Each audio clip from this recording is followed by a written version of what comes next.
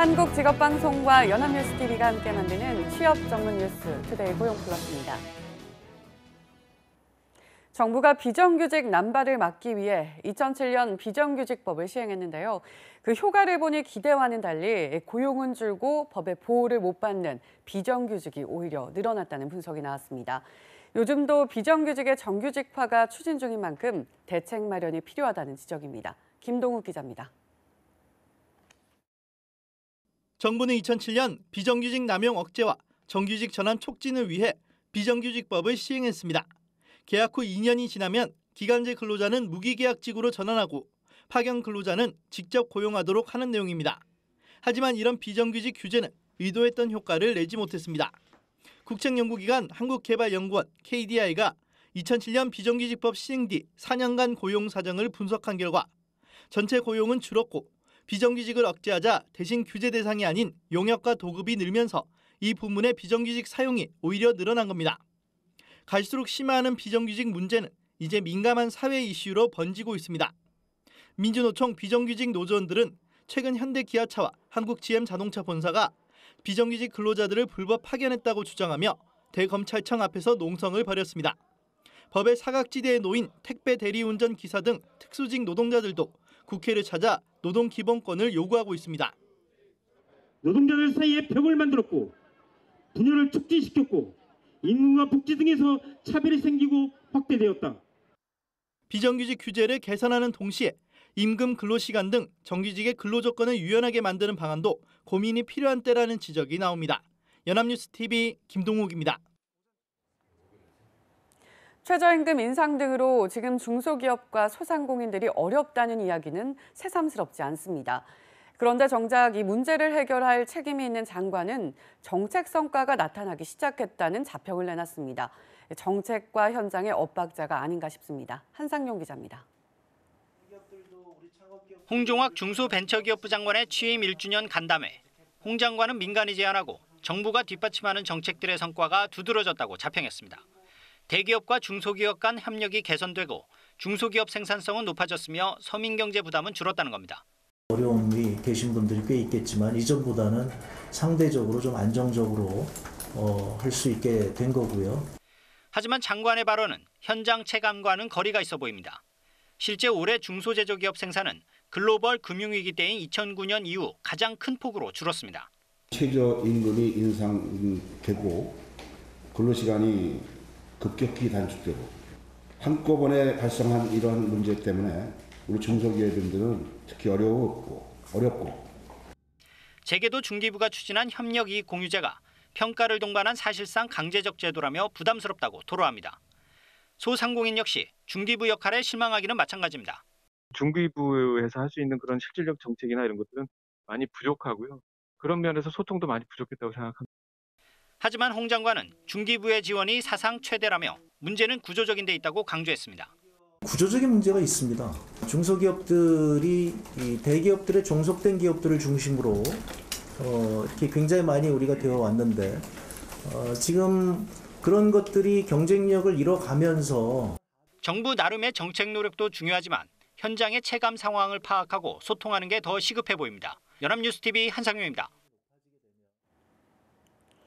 노동계가 정부의 노동정책을 규탄하며 연일 비판의 목소리를 내고 있습니다.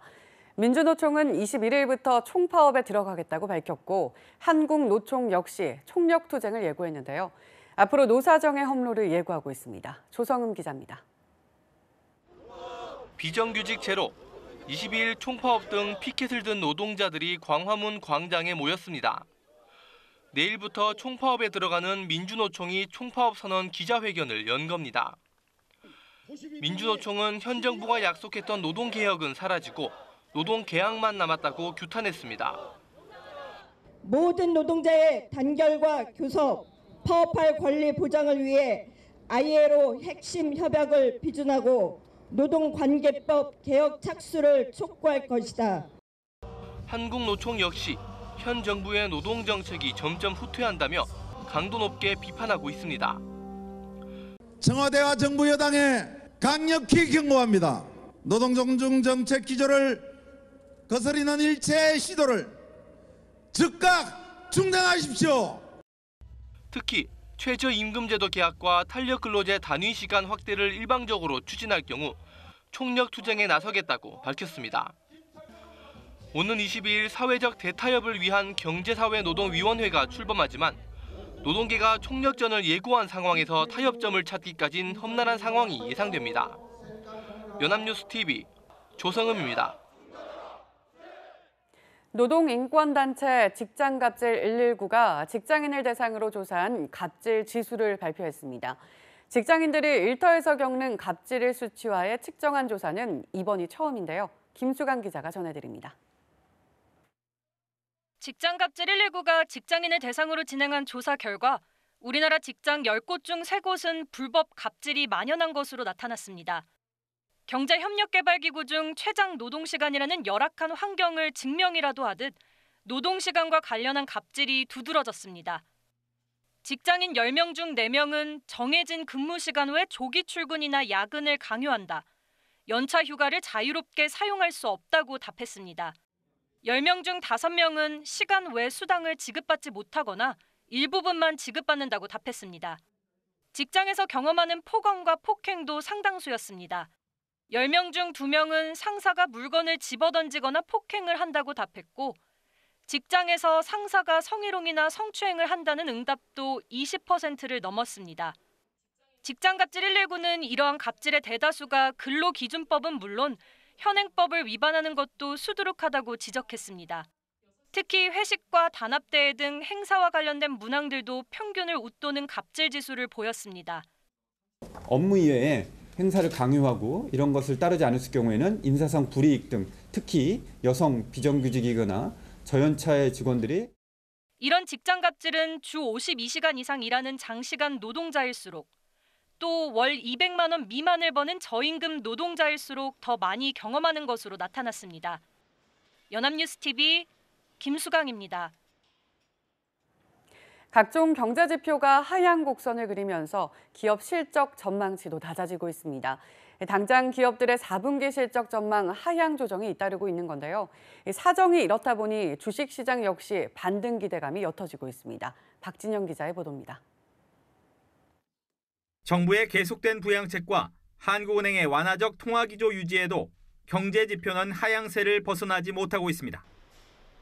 9월 산업 생산은 5년 6개월 만에 가장 큰 폭으로 줄었고 현 경기 상황을 보여주는 동행지수 순환 변동치는 6개월째 하락해 사실상 경기 하강은 공식화한 상태입니다. 경제 성장 전망도 갈수록 낮아져 한국은행과 한국개발연구원은 내년 성장률 전망치를 2.7%, 2.6%로 내려잡았습니다. 특히 KDI는 경기 정점을 지나 하강 위험마저 있다는 경고까지 내놓은 상태. 사정이 이러니 기업 실적 전망이 개선될 리 없습니다. 3분기까지 코스피 상장사들의 영업이익은 130조 원으로 작년보다 7.9% 가까이 늘었지만 삼성전자, SK하이닉스 두 반도체 회사를 빼면 66조 원으로 9.94% 줄었습니다. 4분기 전망도 악화하고 있습니다. 주요 증권사들이 분석한 코스피 상장사 121곳의 4분기 영업이익 최근 전망치는 9월 전망치보다 3.8% 줄었습니다. 또 분석 대상 기업 75%인 91곳의 전망치가 9월보다 낮아졌습니다. 미국 금리 인상 관련한 이슈들이 좀만 완화된다면 코스피 반등을 기대해 볼 수도 있고요. 다만 그런 이슈들이 지지부진한 흐름을 보인다면 박스권 흐름은 좀 당분간 지속될 걸로. 하향 조정된 내년 성장률까지 감안하면 내년 상반기까지 증시의 상승세는 제한적일 것이라는 게 증권가의 전망입니다. 연합뉴스TV 박진영입니다. 대형 치킨 프랜차이즈 BBQ가 19일부터 주요 치킨값을 최고 2,000원까지 기습 인상했습니다. 불황 속에 국민 간식값이 오르니 소비자들 불만이 큰데요. 최대 5,000원에 달하는 배달비까지 더하면 치킨 한 마리에 2만 원이 훌쩍 넘는 것을 이해할 수 없다는 반응입니다. 정선미 기자입니다. 대형 치킨 프랜차이즈 BBQ가 치킨값을 기습 인상했습니다. 지난해 인상을 발표했다 정부 당국의 조사 움직임에 철회한 지 1년 반 만입니다. 대표 제품 황금 올리브가 2,000원 올라 18,000원이 된 것을 비롯해 3개 제품값이 인상됐습니다. 회사는 가맹점주 요청 때문이란 입장입니다. 패밀리들이 계속 요청을 했고요. 아무래도 9년 동안 가격을 못 올리고 임대료 인건비 부담이 때문에. 하지만 가맹점 대상 원재료 공급가도 슬쩍 올리려다 철회한 것으로 알려지면서 불만이 가맹점주도 적지 않습니다. 시기가 그렇고 또 품목이 그렇다라는 부분에서 저는 개인적으로 불만이에요. 올리브유 가격은 5,000원, 통당 5,000원 인상이 되면서 소비자들은 최대 5,000원이 배달비를 더하면 2만 원을 훌쩍 넘게 된 치킨값을 이해할 수 없다며 반발합니다. 치킨 가격이 왜 올라갔는지에 대해서 소비자들이 제대로 알 수가 없고 치킨 가격 이외에도 배달료라든지 아니면은 모바일 상품권으로는 제품을 구매할 수가 없는 등 소비자의 합리적인 선택에 제약을 가하고 있어서 다른 업체들 역시 최저임금 인상, 원가 상승의 이유로 인상 시기를 저울질하는 상황. 불황 속 서민 지갑은 국민 간식 치킨값 줄 인상에 더 얇아질 형편입니다. 연합뉴스TV 정선미입니다. 스마트폰이 상향 평준화하면서 이렇다 할 혁신이 보이지 않고 있습니다. 디자인도 거기서 거기란 평의 대세를 이루면서 스마트폰에 100만 원 넘는 돈 쓰려는 사람이 줄고 있죠. 그러자 중국 업체들이 가성비를 내세워 대거 국내 시장에 몰려들고 있습니다. 서영석 기자입니다. 중국 스마트폰 업체 샤오미의 전략폰 포코폰 F1이 국내 정식 판매에 들어갔습니다. 사양은 프리미엄 폰에 가까운데 가격은 3분의 1 아래로 유명 프리미엄 폰 사전 예약에 뒤지지 않는 좋은 시장 반응을 보이고 있습니다. 갤럭시 노트9 성능에 버금간다는 게 이들의 주장인데 가격은 절반도 안 되는 42만 원, 자급제 시장을 중심으로 틈새를 파고든 겁니다. 이에 질세라 삼성전자의 갤럭시 A 시리즈와 LG전자의 Q 시리즈처럼 국내 업체들도 중저가 폰을 속속 선보이고 있습니다. 하지만 국내 업체들의 중저가 폰은 가격이 40만 원대 후반에서 50만 원대 초반인 반면 중국 업체들은 심지어 10만 원대 제품까지 선보이며 가격을 무기로 공세를 펼치고 있습니다. 그 소비자의 선택권을 좀 더 다양화할 수 있다는 측면에서 긍정적일 거라고 보여지고 AS 부분은 분명히 개선돼야 될 부분인데 단말기의 숫자가 늘어나는 규모의 경제가 일어나게 되면 단말기 구입과 통신 가입을 분리하는 자급제 도입 논의에 불이 붙으면서 애플을 제외한 외산폰들의 무덤이라는 국내 시장에 가성비를 앞세운 해외 기업들의 진출은 더 거세질 전망입니다. 연합뉴스TV 서영석입니다.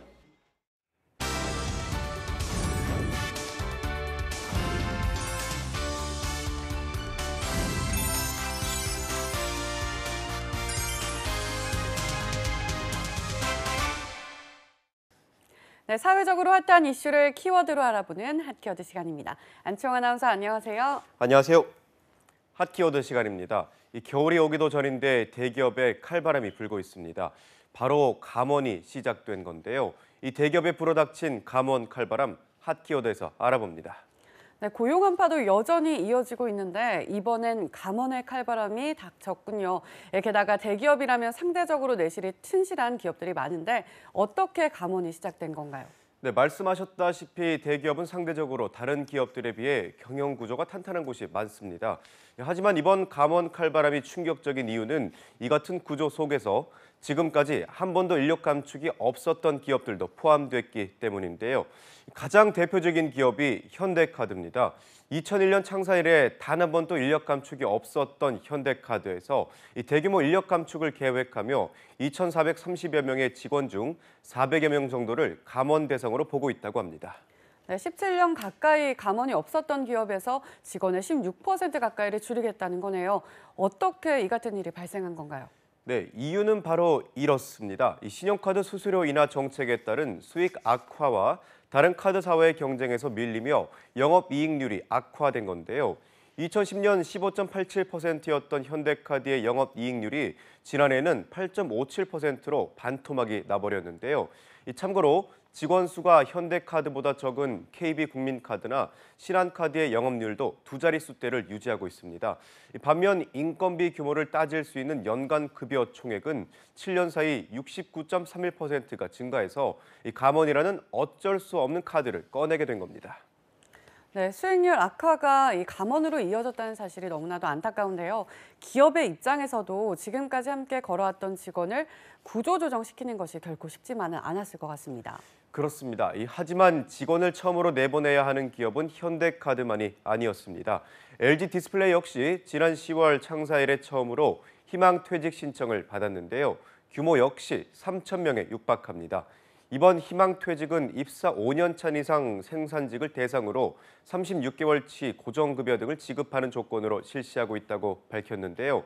사무직은 대상에서 제외됐습니다. 네, LG 디스플레이의 경우는 이 파주와 구미의 두 곳에 공장을 두고 생산직에 상당히 의존을 해오던 기업이잖아요. 그런데 왜 처음으로 실시하는 희망퇴직에 왜 생산직만 포함이 된 건가요? 네, 일단 LG 디스플레이가 이렇게 대규모 인력 감축을 추진한 배경을 알아야 하는데요. 가장 주요한 원인은 중국의 LCD 기업들이 세계 시장에 대규모 물량 공세를 퍼부으며 이 때문에 LG 디스플레이의 적자 행진이 계속되고 있기 때문입니다. 결국 LG 디스플레이는 노동 집약도가 낮은 OLED를 주력 사업으로 전환하며 생산직의 인원 감축을 시작한 거죠. 네, 게다가 LG 디스플레이의 경우 국내 다른 디스플레이 업체에 비해 LCD 생산 의존량이 컸기 때문에 그 타격이 더욱 컸던 것 같은데요. 주력 사업을 과감히 바꾼다는 건 환영할 만한 일이지만 이로 인해 회사를 떠나야 하는 직원들이 발생한다는 건 참 가슴 아픈 일이라는 생각이 듭니다. 네, 뿐만 아니라 탈원전 정책으로 수익이 급감하며 칼바람이 시작된 곳도 있는데요. 올해 초까지만 해도 두산그룹의 든든한 지주사였던 두산중공업은 현재 직원 전출과 유급휴직 방안을 검토 중입니다. 국내 유일한 원자력 주기기 제작업체로 원전 물량을 꾸준히 수주하며 지난해까지 매년 2천억 원 이상의 영업이익을 냈던 두산그룹은 탈원전 정책으로 인해 상반기 신규 수주가 지난해 절반 수준으로 그친 것으로 조사됐습니다. 이 때문에 일부 직원을 두산인프라코어 또 두산밥캡 등의 계열사로 보내거나 유급휴직 권장을 검토하고 있는 건데요. 이 두산중공업은 이미 지난해 말에도 임원 25%를 감원하고 일부 사업 부문을 통합하는 등 대대적인 구조 조정을 진행해 왔음에도 반등의 기미가 보이지 않자 다시 한번 구조 조정의 카드를 꺼내게 된 겁니다. 네, 탈원전 정책을 긍정적으로 바라본 여론도 상당했지만 이로 인해 어쩔 수 없이 영향을 받는 기업들도 생길 수밖에 없었던 거군요. 또 게다가 이번에 두 번째 구조조정이라는 사실이 참 안타까운데요. 네, 뿐만 아니라 은행권 역시 대규모 감원이 시작됐습니다. 일단 지주사로 전환하는 우리은행의 경우 지난해 9월 이미 1,000여 명의 희망퇴직으로 한꺼번에 회사를 떠났는데요. 올해에도 신한은행이 700명이, KB하나은행은 274명이 회사를 떠났습니다. 또 국민은행은 지난해 말 400명이 희망퇴직을 했는데요. 올해 역시 다음 달 중에 희망퇴직을 받을 예정이라고 합니다. 네, 한때 은행은 평생 직장이라고 해도 과언이 아니었는데 어떻게 이렇게 희망퇴직이 대규모로 실시된 건가요? 게다가 최근 실적도 좋았잖아요. 네, 그렇습니다. 이 대출이 늘어나며 이로 인해 얻어진 은행들의 실적만 20조 원에 육박하는데요. 그럼에도 불구하고 업계에선 희망퇴직을 늘린 이유가 지난 5월 최종구 금융위원장의 발언 때문이라고 이야기하고 있습니다. 이 최종구 금융위원장은 퇴직금을 많이 줘서 10명이 희망퇴직을 하면 젊은 인력 7명을 채용할 수 있다며 은행에 희망퇴직과 퇴직금 인상을 권장할 것이라고 말해 퇴직을 독려하는 발언을 한 건데요. 지난해 채용 비리로 인해 눈치 보기를 하던 은행들이 알아서 희망퇴직을 시작했다는 겁니다. 참고로 올 하반기 은행의 신규 채용 규모는 2,000명이었습니다. 네, 마치 IMF 때를 보는 것 같습니다. 한 집안의 가장들이 올해에만 대체 몇 명이나 거리로 내몰리게 된 건가요? 뚜렷한 대책이 없는 상황에서 고용에 대한 안전망도 흔들리고 있습니다. 신규 채용을 기존의 인력으로 맞바꾸는 악수를 생각하기에 앞서 보다 실용성 있는 방안이 강구되어야 할 것입니다. 지금까지 핫키워드 안채영 아나운서였습니다. 고맙습니다. 고맙습니다. 지금까지 투데이 고용 플러스였습니다. 오늘 저희가 준비한 내용은 여기까지입니다. 함께해 주신 여러분 고맙습니다.